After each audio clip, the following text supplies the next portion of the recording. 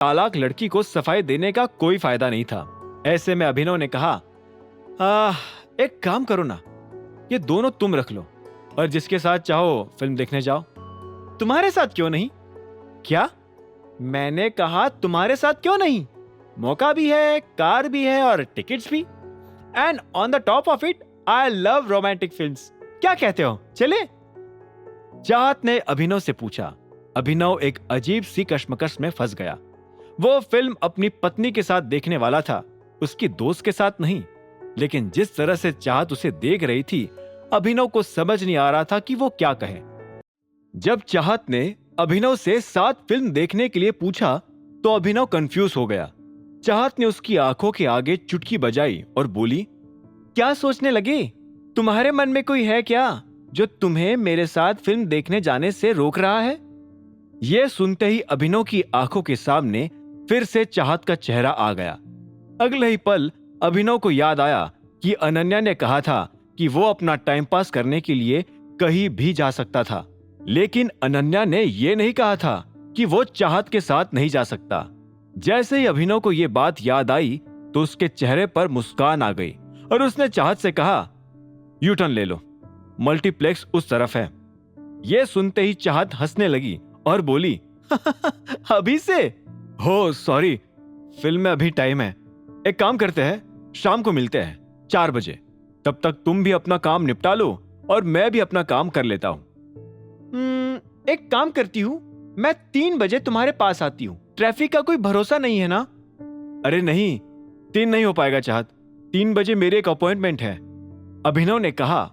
यह सुनते ही चाहत मुस्कुराई और बोली, तुम्हारी वो अपॉइंटमेंट मेरे साथ ही है, डोंट वरी।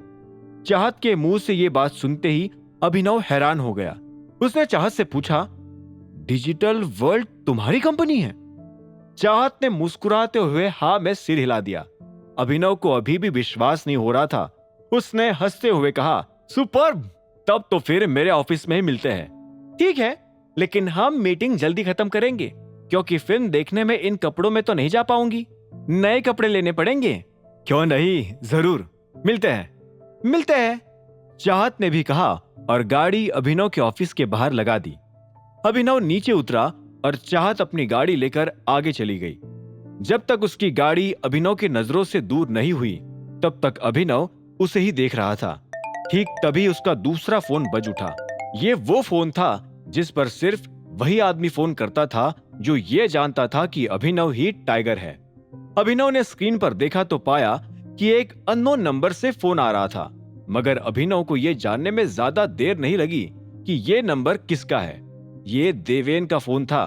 अभिनव मन ही मन मुस्कुराया और फोन काट कर अपने ऑफिस में चला गया। जैसे ही वो अंदर आया तो अभिनव की सेक्रेटरी टीना उसे देखकर अपनी जगह से खड़ी हो गई और बोली, good morning sir, Lorca and Lorca group वाले आज आपसे मिलना चाह रहे थे। मैं उन्हें आज की बुकिंग दे दूं? आज नहीं, कल, आज मैं बिजी हूं, अभिनव ने कहा और अपने कैबिन में दाखिल हो गया। इसी बीच उसका फोन फिर से बजने लगा था।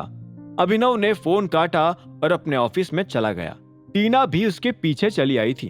अभिनव ने टीना की तरफ देखते हुए कहा, मेरी 3 बजे वाले अपॉइंटमेंट के लिए सब चीजें रेडी कर लेना। और हमारी मैन्युफैक्चरिंग कैसी चल रही है? कल कैमरास बनाने का काम खत्म हुआ? टीना ने यह सवाल सुनते ही ना में सिर हिलाया और बोली, नहीं सर, अभी भी हमारे पास सिर्फ 10 ही पीसेस है, गाड़ी इससे आगे नहीं बढ़ी। अभिनव ने एक गहरी सांस ली और बोला, मायरा को बोलो 2 घंटे बाद मुझसे आकर मिले। टीना ने फिर से हाँ में सिर हिलाया और बाहर चली गई। इसी बीच उसका फोन तीसरी बार बज उठा था। अभिनव ने तय किया हुआ था कि जब तक देवेन 5 बार फोन नहीं करेगा तब तक वो फोन नहीं उठाएगा। आखिरकार जब देवेन ने 6ठी बार फोन किया तो अभिनव ने फोन उठा लिया। उधर से देवेन मिमियाती हुई आवाज में बोला, हेलो टाइगर। देवेन की ऐसी आवाज सुनकर अभिनव को एक पल के लिए हंसी आई। फिर उसने अपने आप को संभाला और भारी आवाज में बोला, हेलो देवेन। आगे की कहानी जानने के लिए देखें अगला एपिसोड सिर्फ पॉकेट एफएम के यूट्यूब चैनल पर, और द रिटर्न ऑफ टाइगर के सारे एपिसोड्स को सुनने के लिए डिस्क्रिप्शन में दी लिंक से डाउनलोड करें पॉकेट एफएम ऐप।